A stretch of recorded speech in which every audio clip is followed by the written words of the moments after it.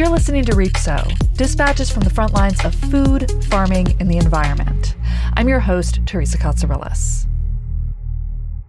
Every summer, a dead zone forms in the Gulf of Mexico.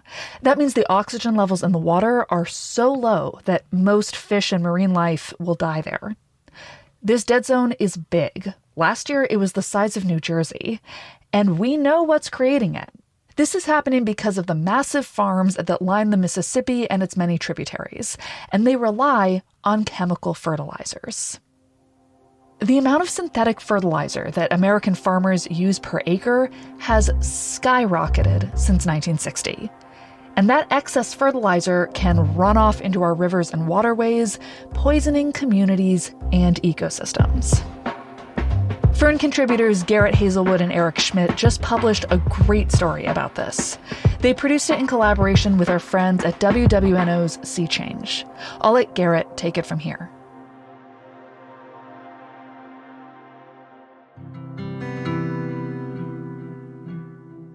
Convent, Louisiana is a narrow strip of land on the east bank of St. James Parish, a bend in the river, just a few clusters of modest houses with big lawns alongside sugarcane fields. This small town is about an hour upriver from New Orleans. The community is majority black, and many here can trace their roots to ancestors who were enslaved on nearby plantations. My great-grandmother, great-great-great-grandmother, in 1874, she came out of slavery and she purchased 34 acres of land. Barbara Washington is in her early 70s. She's wearing blue jeans and rectangular glasses.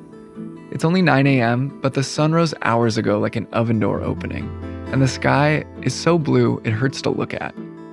It's late summer, and the sugarcane is well over our heads.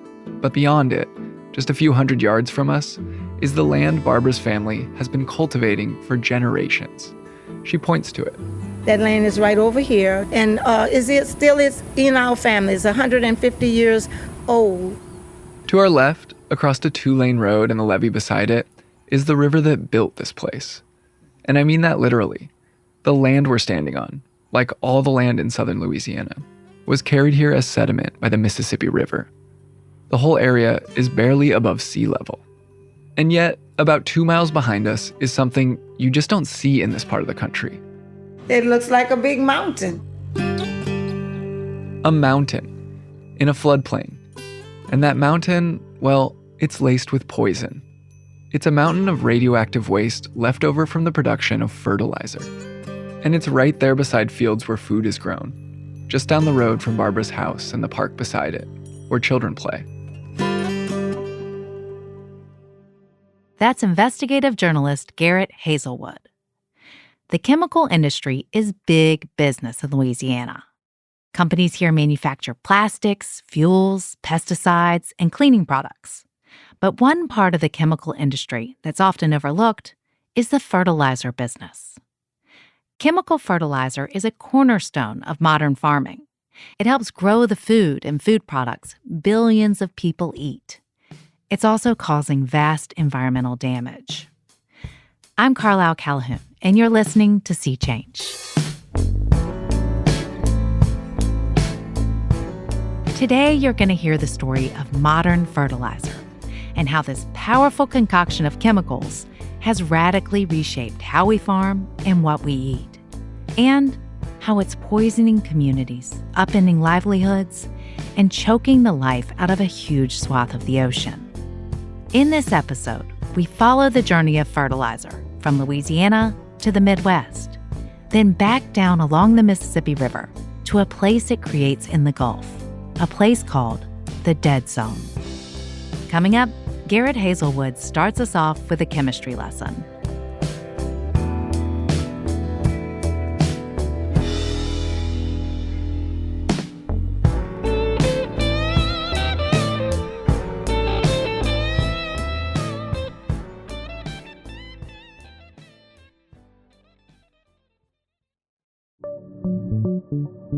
To understand how Barbara Washington came to have that mountain of toxic waste near her home, you need to know a few things about the modern fertilizer industry. First, there are 3 main nutrients that plants need, often abbreviated as NPK. The N is nitrogen. The P is phosphorus, and the K is potassium. Farmers today often use a combination of all three, but the one they use the most of is nitrogen. But that's a relatively new development, because there used to be a limited amount of nitrogen available in nature. See, for thousands of years, farmers have known that when they take nutrients out of their soil by harvesting crops, they have to put nutrients back in. So they replenished their fields using what was at hand. They spread animal manure, and they allowed plants to grow and die and return to the soil, both of which replenished the fields with NPK. Things more or less continued that way until the early 1900s, when demand for nitrogen skyrocketed. That happened because nitrogen does more than make powerful fertilizer. It also makes powerful explosives. The First World War is fought on a scale never before seen in the whole of human history. When World War I broke out, countries at war in Europe needed nitrogen to bomb their enemies. And the competition over the world's few nitrogen deposits became intense. Which is why it was so world-changing when German chemist Fritz Haber discovered how to pull nitrogen directly from the air, to turn it from a gas that's plentiful in Earth's atmosphere into a solid, or liquid. That process yields a form of nitrogen called ammonia. And after Haber's invention, Germany started churning out tens of thousands of tons of ammonia. The US had to catch up. Here's President Franklin Roosevelt in 1940. We must increase production facilities for everything needed for the Army and Navy for national defense. During World War II, the US built a bunch of new ammonia plants so it could mass produce munitions. And after the war, when all that ammonia was no longer needed for bombs, chemical companies were left with a surplus. And they needed new buyers. They began marketing their ammonia to farmers. America needs good fertilizers to help build a strong agriculture for the future. American farmers went from using almost no chemical fertilizer in the 1930s to almost 50 pounds per acre by 1960. 4 decades after that, farmers had tripled that number, going from about 50 to 150 pounds per acre. But using all that fertilizer came with a cost. We started this story in Louisiana, where chemical fertilizer is being made, and where companies making that fertilizer loaded onto barges, freight ships, trains, and into pipelines that spiderweb across the country. So now, we're going to trace just one of the routes that fertilizer takes when it leaves Louisiana. My colleague Eric Schmid, a reporter in St. Louis, is going to take us upriver to a farm in the Midwest. In his reporting, Eric found that the dramatic spike in the use of agricultural chemicals means many farmers today can't go without them. It's just a part of staying in business. Like Garrett said, here in the Midwest, synthetic fertilizer is a part of life for farmers, like Doug Downs. Corn will grow without applied nitrogen. It just won't grow and produce as well without additionally supplied nitrogen. Doug is tall and stocky, with short brown hair and an infectious smile. He's been farming for decades, and these days grows about 2,000 acres of mostly corn and soybeans in central Illinois, about halfway between St. Louis and Chicago. And that applied nitrogen, well, for Doug, it's non-negotiable. I need that nitrogen. I gotta have it.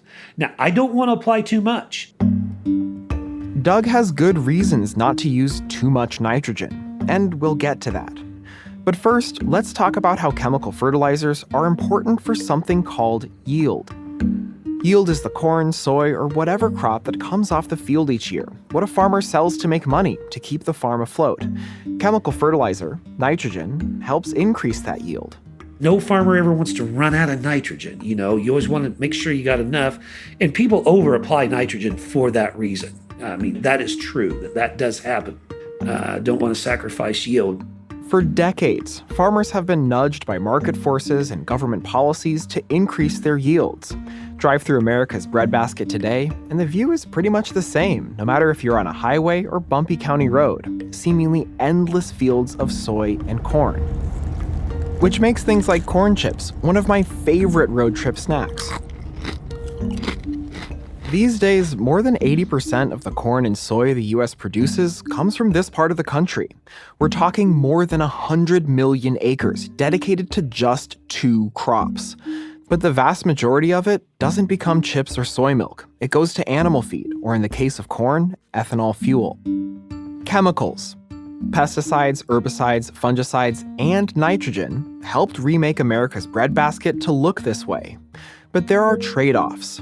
Using chemical fertilizer on the same fields over and over degrades the soil's health, so farmers have had to use more and more of it over time.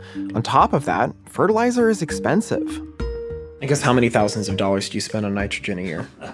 You mean hundreds of thousands? I couldn't tell. In the neighborhood of $100,000 just for me, my little. $100,000 just for fertilizer. And that doesn't even account for some of nitrogen's other costs, the price we pay when it runs off the fields where it's applied, which a broad consensus of scientists says happens to around half the fertilizer that's used around the globe. Point is, Doug has good reason to use less fertilizer. Yes, flat out yes. I'm going to reduce my nitrogen usage next year.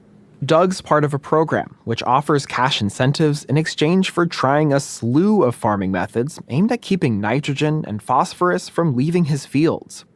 And Doug volunteered to join this program so he could make changes on his terms before anyone forced him to. How can we avert government regulations? Because we don't want that. Neither do lobbyists from the fossil fuel and agricultural industries. For decades, they've fought hard against new regulations, including those related to climate issues, often citing economic reasons. One lobbying organization, the American Farm Bureau, even called for the abolition of the Environmental Protection Agency in 1980. And all this activism has paid off. There aren't any national regulations regarding nitrogen use by farmers, and there likely won't be any anytime soon. No sticks. Instead, the government relies on carrots, a menu of carrots, scores of grants all aimed to entice farmers to either use less fertilizer or keep it from running off their fields. But the problem is, these carrots aren't making much of a dent. For one, very few farmers are biting. Doug is an outlier because he's willing to voluntarily change how he farms. And the program he's in, like most government farming programs, promotes using another kind of fertilizer, something called cover crops. It piqued my interest. Hey, can I grow my nitrogen source, without having to actually buy synthetic nitrogen? Synthetic nitrogen, in case the name isn't clear enough, is the stuff that companies manufacture specifically to fertilize crops, what comes from those industrial facilities in Louisiana. Cover crops do the same thing, but naturally, and they're actually not all that new. Farmers used them for centuries before chemical fertilizer burst onto the scene. These plants, cereal rye, winter wheat, hairy vetch, and many others, cover a farmer's field in the winter, the time of year when they can't grow cash crops like corn and soy. They capture excess nitrogen left over in the soil that could otherwise run off during rainstorms. Some cover crops even pull nitrogen out of the air and store it in their roots. All this captured nitrogen remains available for future crops. But most cover crops don't find as much nitrogen as a farmer can get with applying synthetic fertilizer. Doug has cover crops on about a quarter of his acres, but with no cattle eating them, they're too expensive to put on all his fields, even with incentives. But he's always checking out how his neighbors use them. I drive around in the dead of winter looking at cover crops, and I pay attention to what other people do and seeing what works and what doesn't. One day, it might be profitable to put cover crops on all his acreage. But for now, he still relies on synthetic nitrogen fertilizer, especially one called anhydrous ammonia, which is what's made when you pull nitrogen directly from the air, the process that Garrett mentioned. Doug injects anhydrous ammonia into his fields. Some people won't use it. It's dangerous. It's hard to handle, but it is the most widely used nitrogen source. It's also the cheapest nitrogen source because it's shipped via pipeline from where it's made, including Louisiana, to a facility not far from Doug's farmland. But the cost of Doug's nitrogen can jump around, like a few years ago when the price dropped in half. It was fall, not the perfect time of year to fertilize, but the price was right. The problem is that we had to take delivery of that nitrogen, essentially apply it in the fall. We can't store it unless you have humongous, gigantic on-farm storage tanks, which is just absolutely impractical. So Doug injected the synthetic nitrogen fertilizer into the soil many months before the growing season, which means with every rain and melting snow, some of that nitrogen left his fields and entered the watershed. How can I, as a businessman, not buy an input for half the cost and just ignore? How can I ignore that? Also hard to ignore is how much fertilizer washes off Midwestern farms and travels down the Mississippi River. The Union of Concerned Scientists, a national science-based nonprofit, estimates the amount of runoff is equivalent to 3,000 shipping containers of nitrogen being dumped into the Gulf each year, every year since 1980. When I called Doug up recently, he told me he was still committed to using less chemical fertilizer. This year, for example, he's putting it on his fields much closer to the planting season. As much as Doug may want to cut back on chemical fertilizers, it has to work financially. His farm has to stay solvent. My definition of sustainability is staying in business and putting my kids through school and making my mortgage payments and making my farm payments. I certainly don't want to pollute my water. He says no farmer wants that. But Doug and so many farmers like him are locked into this system. They have to use chemical fertilizer to make ends meet. But what goes upriver inevitably comes back downriver. And it comes with costs. Ones that aren't measured in dollars or cents. Coming up, Garrett Hazelwood picks up the story where we started this episode, where the fertilizer that feeds Midwestern crops is manufactured and strangling Louisiana communities and ecosystems all the way down to the dead zone in the Gulf.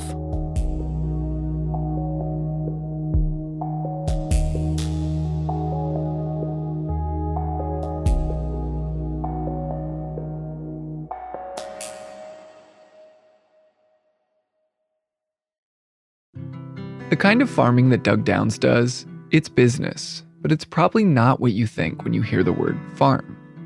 You probably picture something more like how Barbara Washington grew up. You met Barbara earlier, pointing to the land her family has lived on for 150 years. My grandfather had a garden. He had me on a little tractor riding, and we had mustard greens, and that were good mustard greens. Everybody. They kept chickens and ducks. Barbara picked figs and made jam. She harvested pecans to sell for pocket money. But then, when she was in high school in the 1960s, construction began on a fertilizer plant down the road from her family's land. A phosphorus fertilizer plant, to be exact. The P in our NPK. The production process the company uses creates about 5 tons of waste for every 1 ton of product. So the company piled up the waste, a hazardous material called phosphogypsum, behind the facility, creating their toxic mountain in the floodplain. And meanwhile, more fertilizer and petrochemical companies opened other facilities nearby. Those two industries, by the way, chemical fertilizer and oil and gas, are deeply intertwined. Fertilizer companies use gas to produce ammonia, making them some of the biggest buyers of American gas. As all these chemical plants moved to town, Barbara watched that mountain of toxic waste from the fertilizer plant grow taller. She watched the pecan and fig trees disappear. She saw her garden produce less and less food. She saw her friends and relatives move away. 50 years on, the little stretch of river where she lives is now a place where more chemical fertilizer is produced than anywhere else in the United States. That pile of toxic waste, now owned by a company called Mosaic, has become a roughly 200-foot tall mountain with a toxic lake inside it, kind of like a volcano. The base of the volcano is nearly 2 miles wide and a mile long. It's one of the tallest places in Louisiana, a 200-foot tall reservoir, and what it's typically holding back is about 800 million gallons of acidic waste. And did I mention it's radioactive? That's because there are trace amounts of radium and uranium that are naturally present in the phosphate rock that Mosaic mines. The company refines them out, but then dumps them all together in its toxic pile. Those radioactive heavy metals decay into a radioactive gas called radon, which according to the EPA is the country's second leading cause of lung cancer. And the structure itself, filled with a lake that has at times held over 1 billion gallons of acid water, it's just not very stable. Similar toxic mountains at other fertilizer facilities in Florida have sprung massive leaks, causing numerous environmental catastrophes. Tonight, there are reports of millions of gallons of contaminated water now flowing into the Florida aquifer. Today, Manatee County declared a state of emergency. Millions of gallons of sludgy, acidic wastewater emptied into Archie Creek Canal and surrounding wetlands. The EPA regulates these mountains of fertilizer waste, but in 2019, the ground at the base of the mountain by Barbara's house began to buckle, threatening to spill its toxic lake across the community. The earth heaved up in a scar nearly half a mile long. Emergency crews were able to stop the stack from collapsing, but it was a close call. And the mountain has only grown since then. As we're standing at the edge of that sugarcane field down the street from Barbara's family land, an SUV pulls into the driveway beside us, and Gail LaBeouf gets out. Morning, how you doing? Got the midway, see it all. She has gray hair and brown eyes that don't seem to miss much. Gail and Barbara invite me into a single-story brick house. It's headquarters for the organization they co-founded, Inclusive Louisiana, which works to educate and mobilize the community against threats from industrial pollution. In the living room, there's a stack of buckets filled with hurricane relief supplies they'll be handing out to their neighbors and 2 folding tables. Gail sorts through some papers and lays a map on the table. See, this map shows you where the people live among the industry. What she's showing me is the huge number of industrial facilities that have been built throughout her community. According to EPA data, a few of the facilities responsible for some of the worst pollution are making fertilizer. The toxic mountain is a couple miles southeast of where we're sitting. A few miles to the northwest, the same company, Mosaic, has another facility. And 15 miles upriver, there's yet another toxic mountain of radioactive waste. And that's just the plants producing phosphorus fertilizer. Across the river, in a city called Donaldsonville, is what the company that operates it, CF Industries, touts as the world's largest ammonia-producing complex. The EPA also calls it the #1 carbon polluter in the entire state of Louisiana. And to put that in context, about 1/4 of all countries have a lower emissions footprint than that one plant. Oh, and the facility with that toxic mountain by Barbara's house, they're looking to expand. Now they want to build another gypsum stack, start another one, 200 foot high. Lord have mercy. Barbara says the fertilizer and other petrochemical plants are the reason that living off the land, as her family did for over a century, is no longer an option. Some of her neighbors are afraid to go outside and breathe the air. They don't dare drink the well water. The place where they live has a nickname now. Cancer Alley. Cancer Alley. This is Cancer Alley. But Barbara and Gail, they're fighting back. Their organization is suing St. James Parish to stop local officials from permitting the construction of additional polluting facilities, arguing that zoning laws have disproportionately harmed Black neighborhoods. Local and state officials, meanwhile, have long celebrated the companies responsible for the pollution. This is a great day for our parish. Let's give the folks at Mosaic a great round of applause for choosing Louisiana. That's former Louisiana Governor Bobby Jindal in 2012, standing with the parish president, announcing that Mosaic intended to build a new ammonia plant in St. James Parish. You hear this a lot in Louisiana. Petrochemical companies spewing pollution are good for the local economy. This is what winning looks like in Louisiana. In 2025, Governor Jeff Landry continued the tradition, proudly announcing CF Industries will expand its nitrogen plant in Donaldsonville. Around Convent, industrial plants owned by multinational corporations are everywhere. And bars, restaurants, and the kind of businesses where local people can buy clothes, groceries, or school supplies for their children, not so much. We don't have a major store. We don't have a gas station. You know, from the Sunshine Bridge to the Veterans Memorial Bridge, we can't buy a decent pair of shoes. And yet, the CEOs of Mosaic and CF Industries both make about $12 million a year. Meanwhile, according to the company's website, the majority of workers at the CF Industries plant, remember, Louisiana's biggest polluter, are hired as contractors, meaning they aren't given the benefits or job security that full-time employees would get. The plants are the new plantations of the South. They're still using the same people, the same way for revenue that they did during slavery. We reached out to Mosaic and CF Industries multiple times for comment. A Mosaic representative said they were unable to respond in time for publication. We never heard back from CF Industries. It's a dark irony that the fertilizer companies whose products help create abundance elsewhere are draining the life out of Convent. But Convent is just the epicenter, because the chemical fertilizer that's manufactured in Cancer Alley, it leaves. And thousands of farmers like Doug Downs put those chemicals into the soil. And then it rains. The chemicals wash into streams and creeks that flow into the Mississippi River. And so much of the chemical fertilizer winds up right back where it started, in Louisiana, way down at the bottom of the state, where the river meets the sea. I fished these waters since 1978, so what's that, 46 years now? I've been fishing these waters. Thomas Olander is a shrimper. His grandfather was a shrimper, his father was a shrimper, his brother is a shrimper, his wife's a shrimper too. It's a windy day, and he's standing on the deck of his boat in the marina at Cypremort Point, a peninsula right in the middle of the arch of Louisiana's boot, explaining that shrimping isn't just a job for him. It's part of his heritage and his culture. Not so long ago, it was the lifeblood of his community. Back in the 80s, 90s, you couldn't fit another boat in this bayou. Those were the boom times. Louisiana's shrimping and shellfish industry in the mid to late 90s brought in about $2 billion a year for the state economy. But now, the marina is quiet. And we're down to 2 fishermen, this boat and that boat. That's it. All these others, they just... The boat he points to in the next slip is his brother's. Thomas's own boat is called the Tommy Boy, named for his son, who was going out on fishing trips on it since before he was old enough to walk.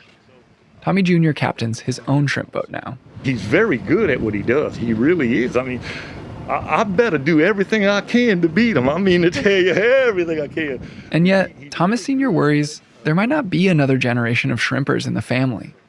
Between 2001 and 2018, the number of shrimpers fishing in Louisiana has declined by well over half.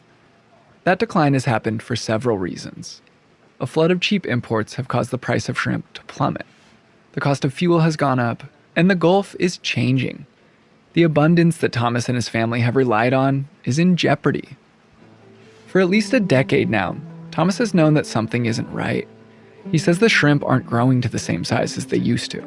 The water's just not good. The water is polluted. It's just a real polluted water now.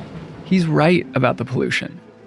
Researchers at the National Oceanic and Atmospheric Administration have found that all those chemicals washing down from the Midwest are having an effect. Lately, Thomas has been seeing it on the surface. Thick mats of water lilies clogging up the fishing grounds, making it hard for him to dip his nets. We're so inundated with water lilies now, like we've never been before. And it has to be from that fertilizer that's getting that stuff to grow like crazy now. Whether you apply it to agricultural fields or to the ocean, fertilizer will do what fertilizer does best: make plants grow. Those water lilies are just the tip of the iceberg. And Thomas isn't the only one interested in what fertilizer pollution is doing to the Gulf. I'm Dr. Cassie Gillespie. I'm at Louisiana State University, and I'm an assistant professor of marine science. Dr. Gillespie leads a team of researchers documenting the effects that fertilizer pollution is having on marine life. Each summer, she and her team take a boat named the Pelican, a big research ship outfitted with scientific equipment, and they motor out into the Gulf. About 17 meters. They work around the clock, day shifts and night shifts. They have this 6-foot-tall array of scientific instruments that are all bolted together in a big cylinder called a CTD. It collects water samples and data on things like temperature, salinity, and oxygen levels that help reveal how fertilizer is changing the ecosystem. The Pelican travels a vast area between Alabama and Texas, collecting data points, gradually building a map, dot by dot, of something that can't be seen with the naked eye. Something enormous. Sometimes, at night, they lower the CTD into schools of little ocean critters called bioluminescent zooplankton. And they flash, kind of like fireflies. They respond to disturbance. So you'll be looking over the side of the boat and you'll see hundreds of little sparks of like whitish blue light just below the surface. As the equipment goes down, Dr. Glaspie sits in a control room, watching the data coming in from the sensors. And one sensor in particular, the one that shows oxygen levels in the water, it starts to drop fast. That little line is graphing lower and lower and lower. Meaning there's less and less oxygen in the water. And where there's not enough oxygen in the water, fish and other marine life can't survive. Those conditions mean that Dr. Glaspie and her team have found what they're looking for. Not the presence of fertilizer pollution, but its result. People call it the dead zone, a vast area of water. You can think of it as a giant three-dimensional blob, in which oxygen levels are so low that almost nothing can live. Sometimes it even goes down to zero, and that's kind of heartbreaking because there's really nothing but bacteria that can live in those conditions. The species hit hardest are the ones that live on the ocean floor. The oysters, the clams, the crabs. The poor worms, I'm pretty empathetic. The poor worms. The dead zone forms because when nitrogen and phosphorus reach the Gulf, they make plants grow. According to the EPA, most of that nitrogen and phosphorus comes from fertilizer. Earlier, shrimper Thomas Olander talked about water lilies. But the much bigger problem is the far tinier ocean plants that multiply in huge numbers and then die and sink to the bottom. Those dead plants are a feast for bacteria. The bacteria population explodes and sucks all the oxygen out of the water. When that happens, all the other species in the area are either forced to flee or die. That's why the bottom dwellers are hit hardest. And that includes one of the bottom dwellers that people in Louisiana rely on for their livelihoods: shrimp. If there's low dissolved oxygen water at the bottom, that dead zone sitting at the bottom, those shrimp aren't going to be able to survive there. Which is one reason Thomas Olander's son might be the last generation of shrimpers in his family. The bigger the dead zone, the smaller the fishing grounds. It almost makes me feel like suffocated when I think about what the conditions are at the bottom of the water column in some of these areas.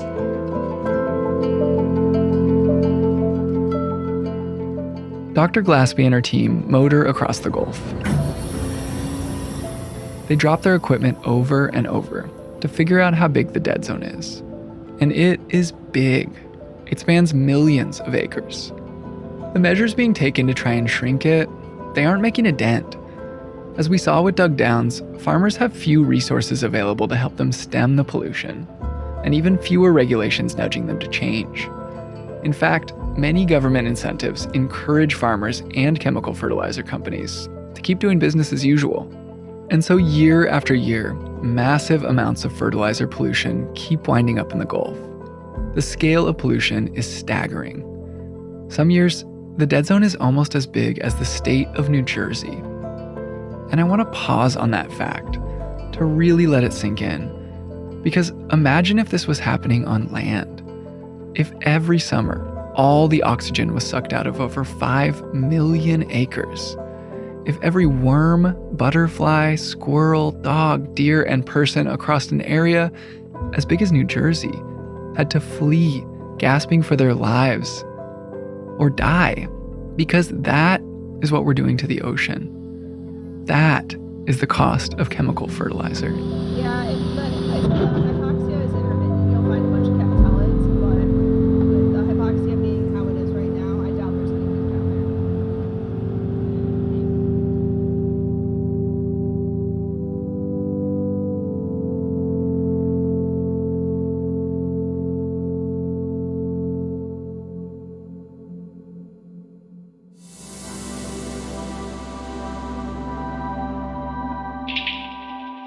This story was produced in collaboration with Sea Change. It also had support from the Mississippi River Basin Ag and Water Desk.